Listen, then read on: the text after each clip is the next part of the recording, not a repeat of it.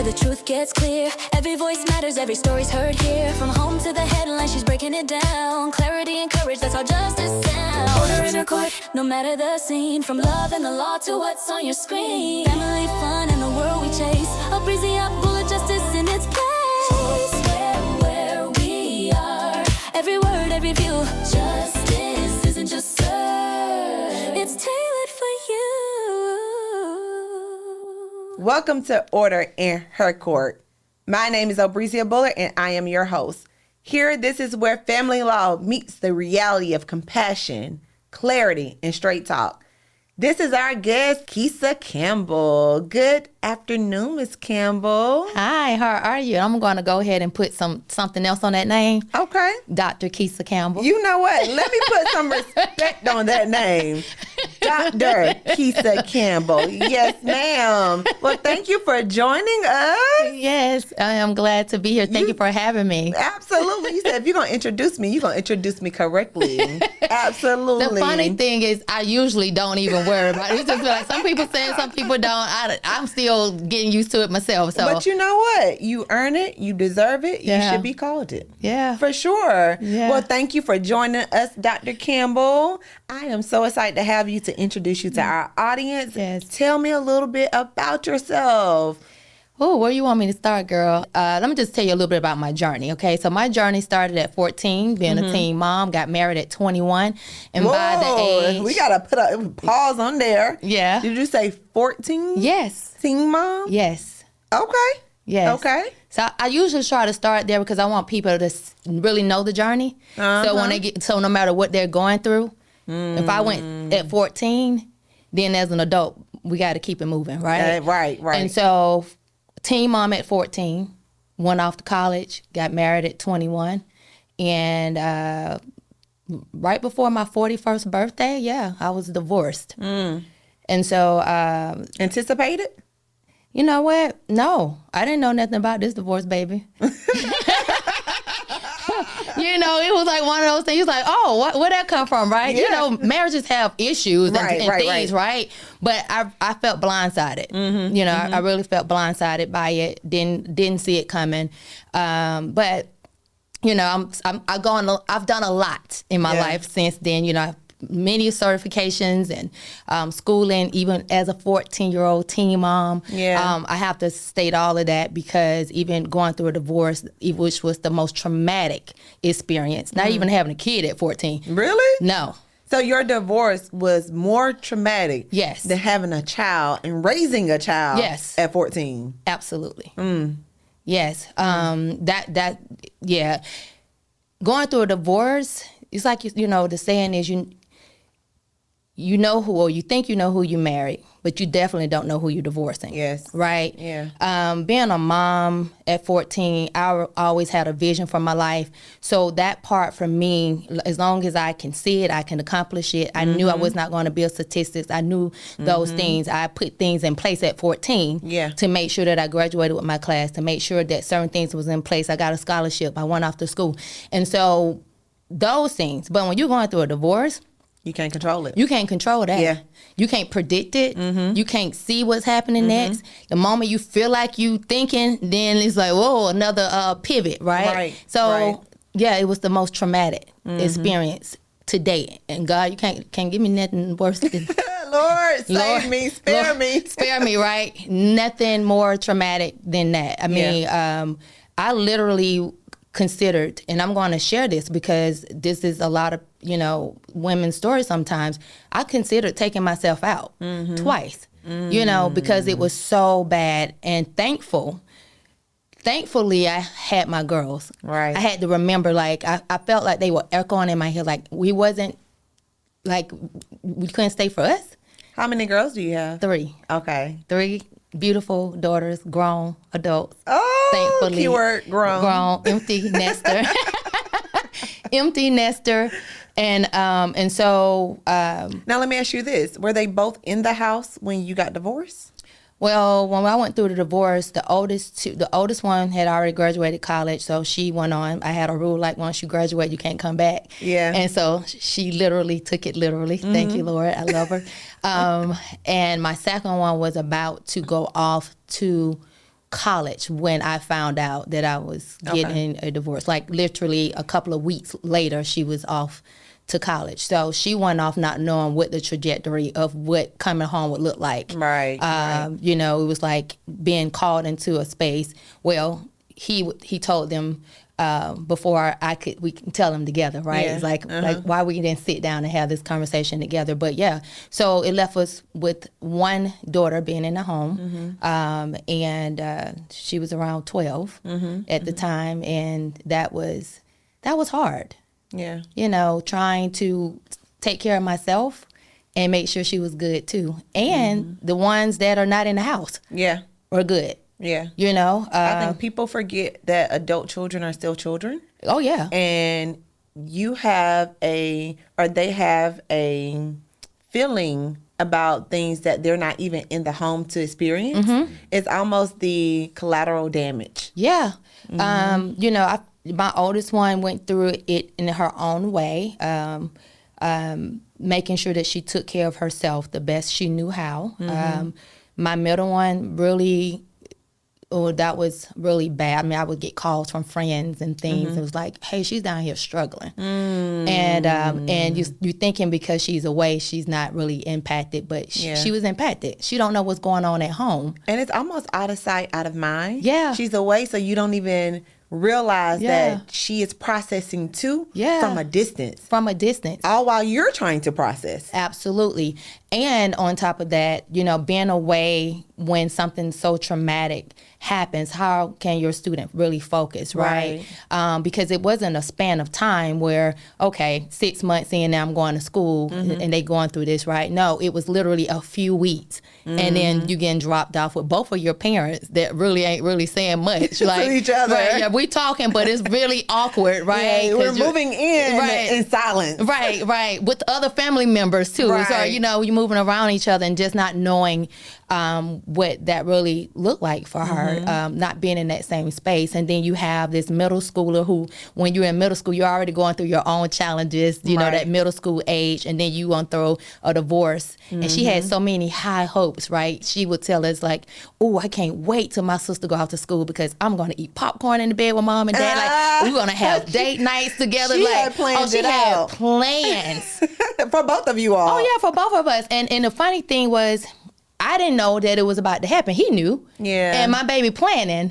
You understand what I'm saying? And so just to, you know, I think I carried a lot of those extra emotions because she had a vision that wasn't going to come true. And that you can help her make into reality even if you wanted to. Right. I couldn't. No, I couldn't. I had no control. You had no control. No control. And you know what? It's interesting because you had less control now than you did when you were 14. Yes. With a baby. Yep. Yeah. And so that pain that came with it, because you cannot control someone else, you cannot control the outcome. That uncertainty, living in uncertainty, is very painful. It keeps you stuck. It keeps you in a place of overwhelm. It keeps you from pretty much moving forward or thinking about what's next. You can't really foresee it, you know? And so, yeah, that was very traumatic. And it was so traumatic that I literally prayed to God and said, God, if you just allow me to be the last woman to experience this, I'll take it. Because I didn't want nobody else to experience it. Now, you went through something so traumatic. What helped you get through it? Well, honestly, it was me leaning into my faith, really. You know, I listened to gospel music like every day. Like it was like the praise and worship, self-care, affirmations, journaling.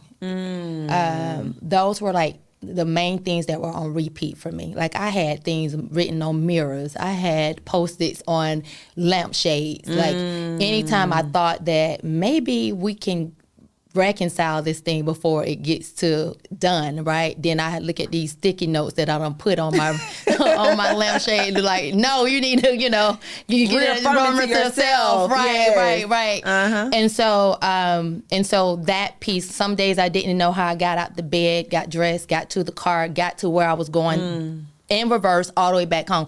I had no idea. And I really believe in, that poem Footprints. Yeah. That was really, looking back, I was like, now that's when you really realize that what that poem really means. When you only saw one set of footprints. Yes. He was carrying me the whole time. And there were times where I just needed to be still because he was telling me what to do next. Right. And so it was just that. And then surrounding myself with people who supported me, I wore my friends out, okay? I wore their ears out with the crying and the talking and all the things. And I probably had about 3 therapists on lock. You say 3? Why I had 3? This gonna ask me why I had 3. I was wondering why you had 3. That's why I had 3. One should have been sufficient. Oh, no. 1 wasn't sufficient. First of all, the calendar's always booked. That's the first thing I thought about was, but it's hard to get on a therapist's schedule. Yeah. So then by the time you get there, I done moved on to something else. Okay. So I'm gonna tell you something. What's the issue? Is a non-issue now. Right, it's not an issue because I done called all 5, 10 friends. Now we don't talk this thing through. We worked through it, right? And then by the time the first one ain't available, then the second one, I had 3. I had to have 3, and then I was just like, you know what? Bump all y'all, okay? I was already a coach. God had been giving me things to coach about. And I was like, Lord, why are you giving me this stuff? I hadn't experienced this. When they say he knows all things, right? Yes. When he knows all things, those very things that I was coaching on, I didn't see it for myself then. But I needed it for myself later. Yeah. And so I literally sat at my kitchen table, put up all those videos that I had produced for other people. And start coaching myself. Come on.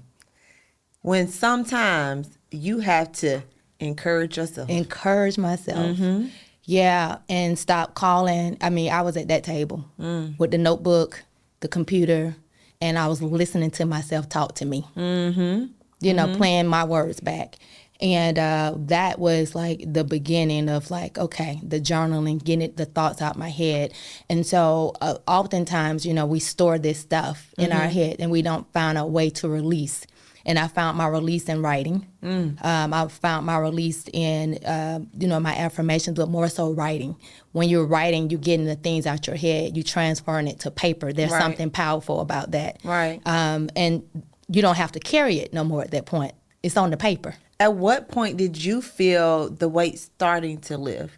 Because it sounds like it was so heavy for so long that you were seeking the release. You were seeking it in friends. You were seeking it in the therapist. But when did you really start to feel that release? When God said, let go. Because I was fighting. I was fighting for something that I wanted that God was telling me to let go. I was fighting for family still. I didn't want divorce to be the, the curse per se in my lineage of my line of what my girls, the generational curse, right? I didn't want that. So I fought. I fought for family. I fought to keep us as a family. And you can't fight by yourself. Yeah. You know what I'm saying? And so I was wearing myself down and it was clear. He said, let go. And that's so funny because, one of the things that people always ask me is why family law? Why did I become a family law attorney? And I always remind them that family looks different. And my parents having divorced at 8 was one of the best things that could have happened for me. I didn't know it at the time, but I would be a very different person if my parents were still together because my parents would have been different people. Yeah. They were better apart than they were together. Yeah. And how they shaped me separately created who I am today. Yeah. I can see that. Everybody's experience is different. I was fighting for family because I didn't have that growing up, right? My parents weren't married. I never saw that. I knew as an adult what that felt like to have to run over here for Thanksgiving and go over here because somebody in their feelings that they don't get to see you. Yeah. And go over here for Christmas and do all this running. I got a whole family, and I didn't want that for my children. Like literally, my oldest one said this last holiday, last Christmas, was like, we got to do something different. I'm not going I'm tired of running. And I was like, the very thing that I tried to prevent, the very thing that I did not want you to experience, right, is what she said out of her mouth. And I'm like, I tried, you know. And you talk about, and how long have you been divorced now? 6 years. So you talk about repeated daggers. Yeah. Because that was 6 years ago. Yeah. And here it is just last year, the very thing that you were fighting to stay in, the reason why she brought back up. Yep, she brought back up. Honey, it's always something right here staring in my face. Like, and I'm like, what is it staring at his face as much as it's staring at mine? Because I ain't asked for this, right? You know what I'm saying? And so, you know, for me, she said it, and she was like, well, I hope everybody's good by the time, because I'm gonna have to start doing this at the house, and y'all gonna have to come to me, because we're gonna be one big happy family. I don't think I said nothing when she said that. I'm like, we'll see. We'll see. Still working on me. We'll see. And I'm better off. I'm better in a better situation now. But I was like, But yeah, so it's, you know, divorce doesn't just affect, you know, the two people. It doesn't just affect the children. Right. It affects family. It affects friends. You know, there are a lot of things. It's like a domino. It's not the two people. Right. You are touching a whole bunch of people who are attached to you. Now, you have some people that while going through the divorce, I tell them you don't need to bring them into your circle, right? There are certain people I say, these are the people you need to contact, and these are the people you may need to think twice about not contacting. Yes. And usually it's some of those friends, some of those family members, and I'm trying to explain to them the why behind it. Yeah. Because when you're loved, your loved ones, all they see is the hurt that you're experiencing. Absolutely. And they just want to choke the other person. Yes. But that clouds your clarity in going in divorce and making a decision that's best for you and your children if you have children. Yes. So what advice do you give people when they're going through divorce of who to bring in that process and who to leave out? That's a good question. I left my family out. I left my family out. They didn't know anything. For one, the moment that I shared it with a person, well, I'm going to say my mom. I shared it with my mom, and I specifically told her, I said, like, don't go spreading my stuff, right? Yeah. Then I found out she go and tell her brother.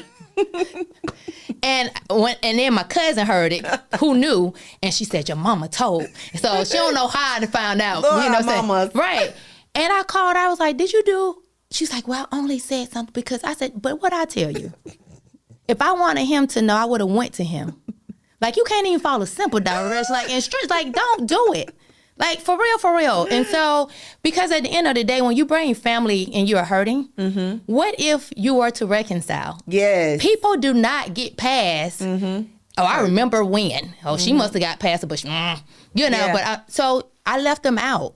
Yeah. Because, first of all, it was very hurtful, but God granted me with so much grace for him during that time that I encouraged people to reach out to him, even though he was hurting me. Yeah. I encouraged people because I knew that he didn't have as many people to surround him and support him as I did. Yeah. You know what I'm saying? How selfless is that? Yeah, I mean, I kept telling, I was like, I don't care. I don't want y'all choosing no side. If you want to reach out to him, reach out. But that wasn't reciprocated, right? I was told from his side that they were told not to. Yeah. Because I already have people. And that was hurtful for me because I had a relationship with them. Right. And you was choosing a side. You know what I'm saying? And so for me, I tell people to get you can find a support group. You know, if you don't have nothing but family and really no friends, there's a lot of support groups out there that you can get involved in. If you want to just have somebody to talk to, get a coach, right? Someone like myself who can help you get through, but leave your family out. Right. Friends typically go with whatever you go with. If you are down, I'm down. I may go ahead and say a few things before I say I'm down with you. Yeah. Be like, well, girl, but he better not. All right, but come on. If you say okay. But if you riding, I'm riding. Right. I'm riding. Because there were times where there was reconciliation on the table. Right. And when I was sharing it, they were like, all right, okay, you happy about it? I'm, they got excited about it. But when I was like, they were like, all right, and so you have to be very careful. And you don't need a whole bunch of people in your business. Right. Because you don't need a lot of people in your ear. So tell me what a divorce coach is. If that is the type of person you would recommend to bring in, what is a divorce coach? Well, divorce coach, I'd say, is like the bridge, is a partner to all the things, right? Helps you with clarity. Right. Be confident while you're going through, not even just confident while you're going through your divorce, but making sure you maintain confidence outside of the court and mediation and all of that, because your confidence kind of go down the drain, when you are going through something like that. And so as a divorce coach, it's helping you in the present and moving you into the future. And so we do hit on some past things, but I can't stay there with you. Right. We are here and how we're going to move forward. Right. And making sure we put those tools to make sure that you are clear. Make sure that we have things in place when you're overwhelmed with tools that you want to pull out your tool bag, right? And then we're going to plan for the future, because at the end of the day, this is what I say. God got us all here for purpose. Your purpose didn't end because you went through a divorce. Right. That was just a chapter. That was a chapter, and you get to write a new one. Right? And so because you're still here on earth, because you are still got breath, that means you still have purpose. Right. My focus is to get you to the purpose. At this point, that was a chapter. And if he needed to be a part of what God has for you, he would have been still here. Okay? So let it be. Let it be. Let it be. Right. Now, you have a special niche, because you're not only a divorce coach, you're a divorce coach with the experience. Yes. Right? Yes. Because anybody can say I'm a coach, right? Yes. But when you're going through something like a divorce, it's nothing like having the person who has been through it to help guide you through it. Yes. And I talk about that because, sometimes when someone trying to decide if I need a therapy or a divorce coach, here's my thing. Choose what you want. But if they haven't been through it, how they going to help you through it? How they going to help you through it? I understand the pain. You didn't feel the pain I felt. If you didn't have the suicidal thoughts I had, right, then how are you going to relate to me? How are you going to relate to me? And I remember even going through, like my first therapist, she had gone through a divorce, but hers was like, it wasn't like my experience, right? Right. And I loved her. She just was always booked, right? Yeah. But my thing was, I needed somebody who had gone through, because that was new territory for me. Right. That was something I had never seen before. It was feelings that I had never felt before. You understand what I'm saying?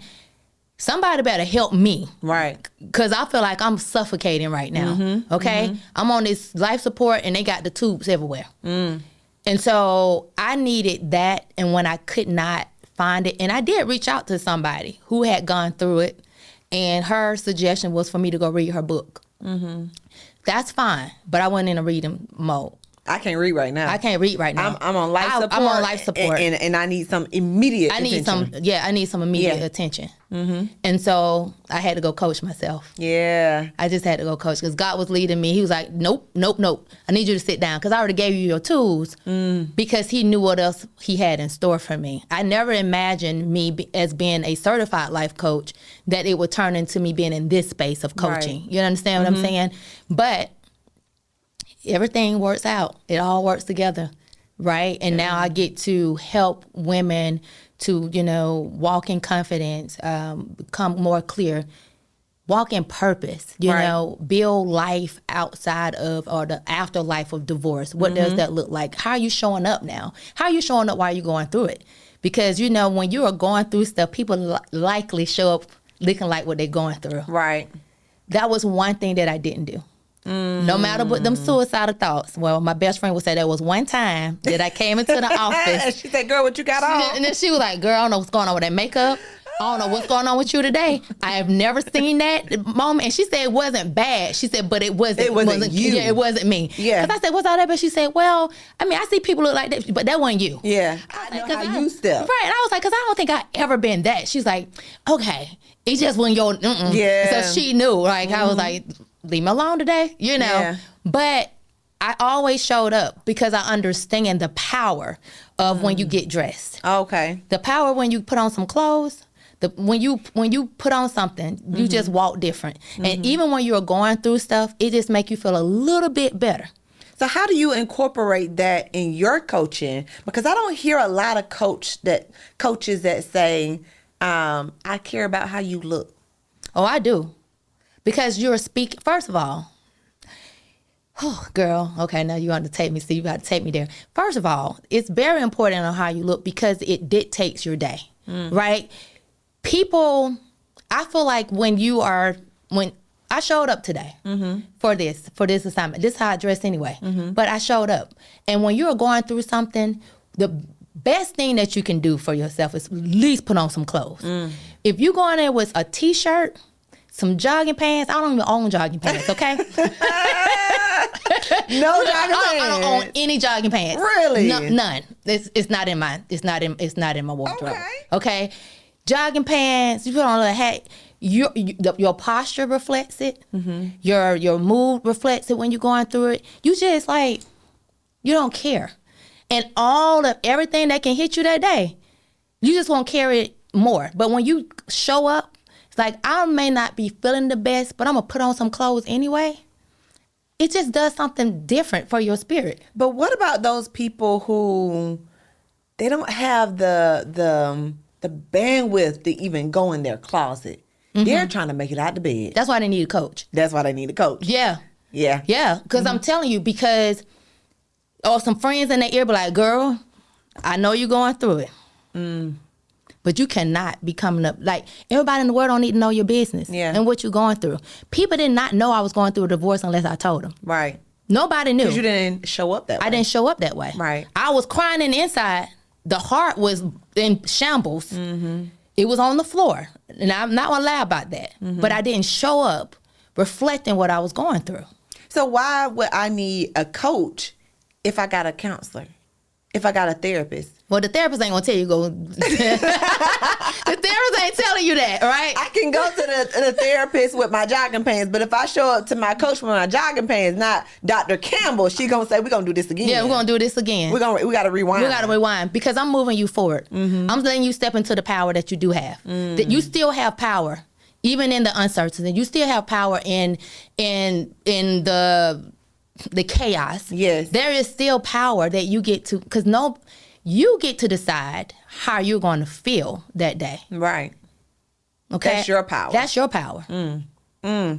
That's powerful. Yeah. You get to decide. You don't allow the other person to take away your power of what you think about yourself, how you feel about yourself, and how you're going to have your day go. While they sitting over there eating caviar and you over here showing up in jogging pants and a t-shirt and some...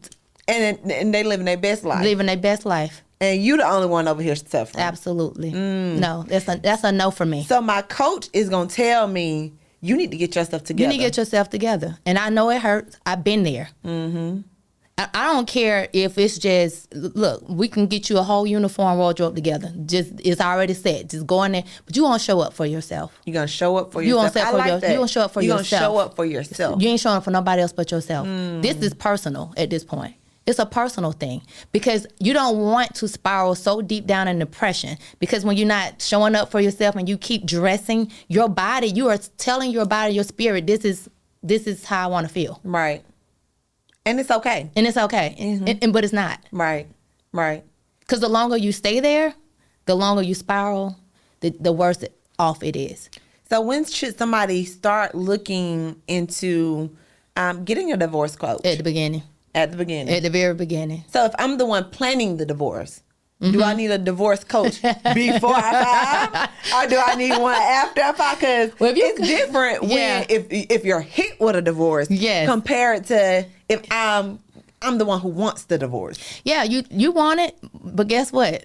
The ones that have wanted it was like, I thought because I wanted it. That it was gonna be easy. Yeah, and it's not. It's not. It's not easy. It's not easy. The emotion's still gonna come. At some point in time? Yeah, at some point in time, you're gonna still get hit with some things, right? All those things are.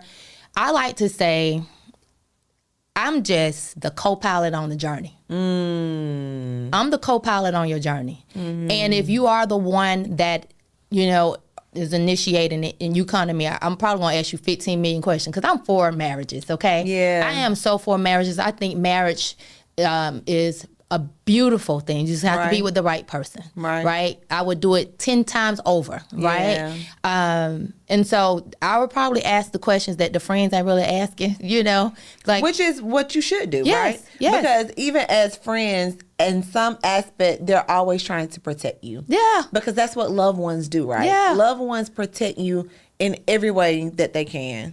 And I think when you're making such a life decision, you really need sound people in your life and non-biased, because I don't know you or him, and I can't say your pain. I can't say, well, girl, you shouldn't be. No, it's your decision. But I'm not going to ever tell you to go and get a divorce from your spouse. I'm not going to ever. Right. No, that's ultimately your decision. But if that's your decision, let's talk about what it looks like. And you know what? That's interesting that you say that.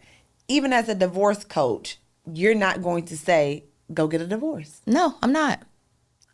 That is ultimately your decision. That's between you, God, and him. And you know what? That when I'm having my consultations and I'm speaking to people and I'm talking to them about whether or not they're going to move forward, I always say, I can't answer that question for you. Yeah, I can't. That question or the answer to that question is so sacred. Yes. To you. Yes. And your situation. Yes. That who am I to say what you should or should not do? I'm not living in your shoes. I'm not. And while I can give you the legal advice of if you choose to go this route, this is what it will look like. Exactly. Then I've done my job. Yes. And if you choose to go this route, this is how I'm going to support you. This is how I'm going to support you. This is how I'm going to support you and what life after divorce looks like. Right? I can't tell you the number of clients I have told, you know what? You don't need my counsel right now, my legal counsel. You need his legal counsel. Right. You just need to pray about it. Like maybe let's reconvene in 3 days. Kind of get to yourself, get silent, and let's see what you come back to me with. Yes. Because when you act on those emotions, sometimes you're acting spontaneously, and though that's not in your best interest. Yeah. Yeah. Because sometimes he don't did one too many things, and you like, I'm done. But baby, on this other side, it ain't all okay. Yeah. Like, look. Yeah. Being single in these streets. It's not cookies and cream. No, honey. I'm it like, ain't as good as people say. Some people they enjoy their single seasons, but Lord, when you've been in a relationship since a teenager, you're like, honey, where is he? Okay. Now, you said if you've been in a relationship since a teenager. Yeah, like me. So this was the same relationship from 14? Yeah, just like we just had all this. Yeah, I've been in this whole relationship since I was a teenager, and then you turn around and get single at 40, and how you do that?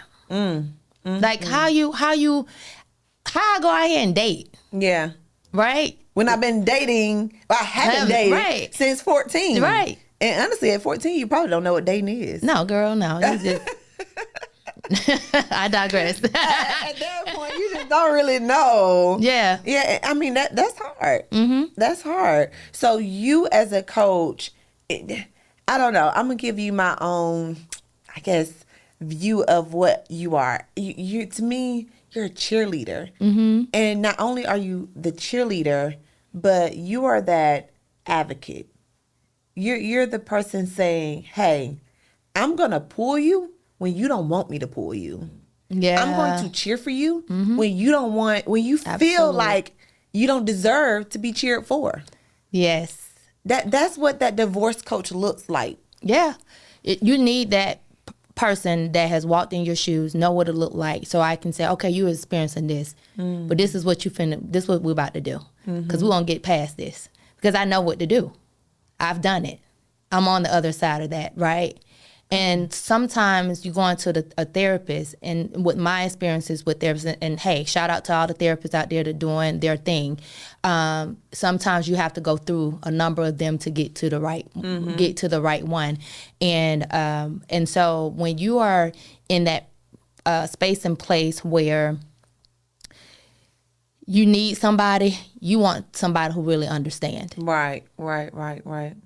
And I'm not your homegirl, but I'm gonna help you get here. Right. You understand what I mean? I can sympathize, empathize because I've been there, but I'm not gonna let you stay there. So what do you tell the person who says, I don't need a divorce coach? Okay. Oh, that's simple. Okay. Okay. Because here's the thing. I'm not here to try to convince nobody, right? I know what the benefits are. I know that having a divorce coach on your team when you're going through something as traumatic as a divorce can help tremendously with the overwhelm, with the stress, with being stuck, with all the depression-like feelings and where to start. Like, how do I even get up in the morning, right? If you feel like you can want to stay there, it's almost like get you a coach and you can go get there quicker. Right.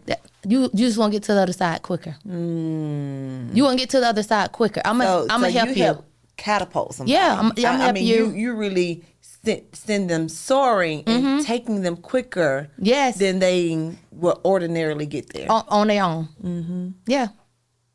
So it's a question of how quickly do you want to heal? That's exactly the words I was about to say. Yeah. How quickly you want to heal? Yeah. You can stay here, or we can get you healed so you can move on and enjoy life and all the things that's on the other side. Because I like to say there's still beautiful living on the other side of what you're going through. Now, how soon you get there, that's on you. Tell me about this beautiful living. Oh. You've coined that beautifully living. Yeah. And you've actually wrote a book. Yes. Is it entitled Beautifully Living? It's entitled Beautiful Living. It's 7 pillars for living a fulfilled life. And it's just talking about whole life wellness and what it takes to live a whole life, right? And there are pillars to each things. And in the book, I share my journey from being a teen mom all the way to divorce and the different intricacies about mindset and all this. And we have to shift all of that when you're going through a divorce, right? The woe me, I get it, right? Why me, the shame, the guilt, all those things, but it all starts in our mindset because the enemy wants you to stay stuck. Right. The enemy wants you to stay in your mess, down and depressed, and as long as he can keep you there, that means you can't go and fulfilled what God has for you on the other side, because there is something on the other side. He wouldn't have taken you through this if he didn't have something better for you, right? And so we talk about that, and that's the first thing we have to shift is our mindset around what it is. Look, you can't, divorce is not on you. If you didn't call for that, you ain't got to carry that. You ain't got to carry that, okay? Don't carry it.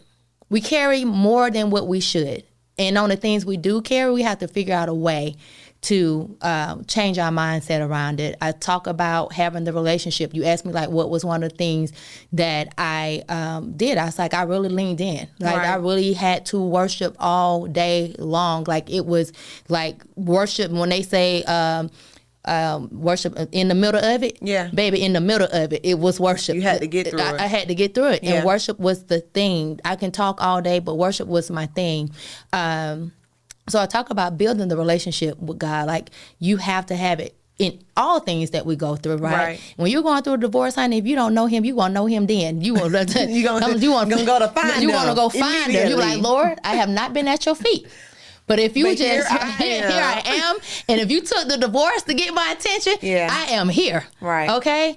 And then we talk about just making sure that physically, how are we taking care of our bodies when we're going through things? We only have one temple. I was eating actually while I was going through my divorce. However, I had turned out this chemical called leptin. What is that? It's a chemical in the body that my doctor said. I was like, I'm eating why I'm not gaining, why I'm constantly losing. She said I turned it off. And I was like, why can't I turn it off when I need to turn it off when I'm not going through something? But it's called leptin, Leptin, I think that's what it is. And I had turned that chemical off in my body because of the stress and all those things. Even though I was eating, I was not gaining So weight. naturally, because of the stress, your body had this response to it. Right. And which it turned off off something you needed. Yeah, something it just turned it off, and it caused me not to be able to gain weight, not to do anything, because people are like, girl, you need to eat. I am eating. I'm eating. I'm What eating. you want me to do? I'm like, I'm eating. I'm not skipping meals. Okay. Yeah. Okay. That when I'm down pressed, I ain't the one who don't eat. You're the friend that still go to lunch. I'm gonna go still eat, and I'm like, I don't know, my appetite ain't here, but I know I need to eat, right? Right. And so, but talking about the physical beauty and just taking care of our temples and what to do when you are going through something, because it's still needed. That's when we need to nourish ourselves, right? But a lot of times we don't, right? We either overeat or under or something, and that's a pillar that I talk about. Went in the book. Then the relationships is another pillar in there, and the main relationship is the relationship that you have with yourself. And so we get into relationships, and then we go through a divorce, and then we're ready to get into another relationship. No, time out. Right. We need to nurture the relationship with yourself first. Like, reflect, sit with you, learn to love you, learn who you are, what you like, what you want, those things before you even can get in a relationship with anybody. And if you keep attracting the same type of person, you only attracting a mirror of yourself. Right. And so you need to sit with that and do the work, right? And it just goes deeper into that, and to talk about finances. And honey, baby, how I got down to $3.27 after divorce. $3.27 on payday. On payday. On payday. But baby, how I came out of that thing. How did you come out of it? I was like, Lord, okay, look now. I had $3.27. This payday, I don't did everything. I got to go get this child for spring break. It's my week to have it. And I don't even got no groceries in here. And I barely got gas in here. He told me to use the gifts that he gave me. Use the gifts that he gave. And we all be sitting on our gifts. Yeah. And I am gifted in hair. Okay, I am licensed. I can do some hair. Okay, y'all. I just choose not to. Yeah. But in that moment, somebody just happened to. I think I said, hey, reached out to one of my friends. I got Kennedy. It's spring break. It was one of my guy friends. We were not together, but he was a friend, and he just cashed out me some money. Yeah. And then people had been asking me to do their hair, and I was like, girl, yeah, I'm open this weekend. Yeah. For hair. And before I knew it, within 2 days, that account was up. We had a ball that week. I had money left over. And surplus. Yes. Surplus. And so I talk about those things, and just spending and saving, and how to regroup after a life change, and how to get back financially, on your feet. And then I talk about my favorite word, purpose, and professional and things, and what God has called you to do. And as long as we're operating in those things, it doesn't feel like work. Right. It feels like fulfillment. And a lot of times we are, because it don't look like what you do, then it ain't good enough, right? And so we have to get past those things and sit, because you've been doing it the whole time. And then there's the one, how you show up for what all of this, how you showing up, that outward beauty piece. Yeah. So I'm taking you through this whole thing about, okay, we're talking about mindset, but sometimes people want to get dressed. They don't even know what they're getting dressed for. Right. I'm intentional with it. So when I am getting dressed, I am showing up for the woman who I see myself as. I may not be there yet. But you ain't gonna tell me I'm not there in my mind. You ain't gonna tell me I'm not there in my mind. And that's why it's so important. Go back to showing up for yourself. Right. That's the power you take back. You have to see yourself in the future, so that you can show up as her now, as you're leading or walking towards her now. It's manifestation. And then last but certainly not least, that was 7, but I put a bonus pillar, which I have adopted as is 8 pillars of beautiful living now. It's the social beauty piece of it. And that piece is just making sure that you do not isolate yourself. Right. Isolation is not the key. There is a season, I believe, that God calls us all to at some point in life where we are isolated, but you are not alone. But in that season, when you're going through something, that is not the isolation piece, right? You need to surround yourself with people who love you and care for you. And, I'm about to speak to the married people. When y'all get married, you don't put your people to the side. Unless they don't leave your marriage no good, then they just need to be out, right? If they every time you come, I'm married, but you still want me to come over here and do some food, that's different. But those are the women that you're going to need when you in in the marriage. Right. You know what I'm saying? And hopefully you have, can gather some more married women and those things like that so that you can lean on them or whatever. But yeah, people tend to, I talk about the married women in there too. I've been there now. I talk about y'all a little bit. I was married though, but I was married at one time. Having gone through the marriage and the divorce. Yes, I talk about not it. only makes you a good divorce coach. Yeah. But honestly, a good marriage coach too. I talk about it. Yes, I've talked about it. I can lean back on some things. I'm like, I could have did that different. Right. There was the humility that comes with that. Oh yeah. I mean, I remember him sharing some stuff like, why you talk to me in that manner? I'm like, I'm not talking to you. No, I could not figure out how I was talking to him. I only talked to him how I saw the women in my family talk to their people, right? And one day I was like, Lord, what is it? And because I really wanted to, because in my mind, I'm just telling you, like, take your feelings off your shoulder. I'm just telling you what it is, right? But he said it so many times that I had to really take a step back and was like, why? Reevaluate yourself. Right. And I eventually figured it out. And luckily before I got a divorce. So he can't say that was what it was. That was not it. I fixed that. And to the point where he noticed it. He said something. He was like, no, I see. Because I wanted to make sure. Am I speaking your language now? And learning how to do things. And I learned from that. Like he said, don't come and tell me we need to talk. Just talk. He said, because men naturally put up a defense when you say I need to talk, like, this thing goes up, right? So, honey, I've taken that along. Thank you, sir, for that. That was a shout out to you. Shout out to you for that. For that, for that gym. So I've taken that. I don't say we need to talk. I just talk. So you actually, in your book, you talk not only to those that are going through or have gone through a divorce, but it's also applicable to those actually married. Yeah. And so you have these 8 pillars. We call them together beautifully living. Beautiful living. Beautiful living. Beautiful living. So tell the audience where they can find your book. Let's show them your book. It is beautiful. Dr. Keisa Campbell. Where can we find the journey to beautiful living? You can find it on my website at KeisaCampbell.com/shop. It's on Amazon, Barnes & Noble, anywhere books are sold. Anywhere books are sold. Yeah, anywhere books are sold. I'm glad that it's a book that can touch so many different people in different walks of life. Yeah, it's pretty much for women because what happens is we put ourselves on the back burners for everybody else. And what my hope from this book has been, because I've had married and divorced women read this book, and the testimonies that have come was like, oh my God, every woman needs to read this book. So I was like, okay, I'm gonna start saying every woman needs to read the book. That's what they said. Right. So I'm just telling you what they said, right? Yeah. But I think at the end of the day, what I wanted people to see was that through all the things that I went through, I'm telling you, if you're in this space, this is how you can get through it too, right? And starting with being a teen mom to knocking my hormones completely out of whack from doing the most, right? To overcoming the fear of divorce and stand by myself. Because I only lived with him before the divorce. I didn't stay on my own. That's true. Right. And so I only lived with him. And then you talking about not only I'm 40, about to be single in these streets. Now I have to go and get an apartment or somewhere.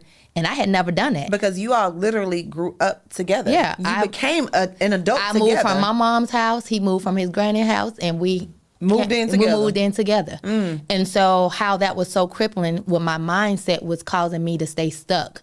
And how I had to overcome that notion because I moved stuff in. No, first of all, I got the apartment, right? And then try to get out of it the next month because I wasn't moving. And they was like, ma'am, you had to pay a cancellation fee. And I was like, but I ain't even moved in. What is that? And then, what is that, right? Like, what the world? So I was like, I'm going to really have to go over. So I let it sit for another month, right? Because I'm like, oh my God. So I started moving little stuff. And I remember sliding down the wall as I was leaving out that apartment. I was just dropping little stuff in there. And tears rolled down my eyes. And I said, God, if you just be with me every single day, I can do this. You know? And I just felt the peace come over me. And I got up and walked out that door. And from that day forward, I had peace every time I stepped in. And that was big for me because I had never lived on my own. I had never lived on my own. And so, you know, going through something and you having to change your life up and going from one household to two and not living on your own ever before. I mean, there were a lot of changes in that, that I had to overcome, but it started in my mind. And you've done so. And I've done so, yeah. And now you're coaching other people to do the same. That is awesome. Yeah. That is awesome. So where can the audience find you? You can find me on, because I'm changing my name on social media. Well, you know what? But you're going to have to tell me and I can drop it down. Yeah, but it's Keisa Campbell on everything but Instagram. Instagram is Keisa LaShawn. So if you can't find me, if you don't see Keisa Campbell, look for Keisa LaShawn because I'm changing it. I am going by a name that will never be able to change. Okay, Keisa LaShawn will never always be, no matter what that last name ended up being. So, yeah. Yes, well, I appreciate you coming. You have definitely dropped some gems. I believe you have given our audience some invaluable tools on what they can do and who they need when they're looking at going through a divorce, when they're in the middle of divorce. And honestly, that process is so sacred. Yes. You just need that person to help cheer you along the way. Yeah, I'm who I wish I had. Yeah. Because I didn't have it and I was looking for it. Yeah. And I couldn't find it. And for you to be that for other people, I'm grateful for you. Because I know the types of clients that I have. I know the value that you bring. And I know that sometimes people just need to understand you think you can do it on your own. And you may be able to do it, but you need some help. You need help. We all need some help. Yeah, you need support. You need help. And don't be afraid to ask for it. Like, that's why God put everything we need on earth. Mm-hmm. And if you need help, go get it. Go get it. Yeah. You'll be better for it. Well, I appreciate you. Well, guys, thank you for watching us. Thank you, Dr. Campbell, for coming. This is another episode of Order in Her Court, where family law realities meet compassion, meets clarity, and meet straight talk. Have a great day.